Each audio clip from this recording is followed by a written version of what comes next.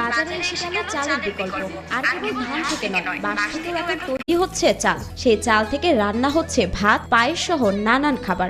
ধানের চাউলের থেকে বাঁশের ফুলের চাউলটা যে আমরা তৈরি করছি, পায়েস রান্না করে দেখলাম, খুবই সুস্বাদু। ধানের যেরকম চাল হয় সেরকম বাঁশ থেকে এরকমই চাল হচ্ছে। ভাতের জন্য এক ধরনের চাল, আবার পোলাও বা পায়েসের জন্য থাকে ভিন্ন ধরনের চাল। এসবের দিন পেরিয়ে বাজারে এসেছে বাঁশের চাল। বাঁশবাগানে ধানের মতো থোকায় থোকায় ঝুলছে ফুল, বাঁশের কঞ্চির মাথায় মাথায় ঝুলছে এসব ফুল। শুধু তাই নয়, কেটে ফেলা বাঁশ থেকেও বেরিয়ে আসছে ধান। সেই ফুল সংগ্রহ করে বানানো হচ্ছে এ চাল। এগুলো মূলত বয়সী বাঁশের ফুল থেকে পাওয়া দানা। ভাত রান্না করে খাচ্ছি, আবার রুটি করে খাচ্ছি, খুব ভালো লাগতেছে।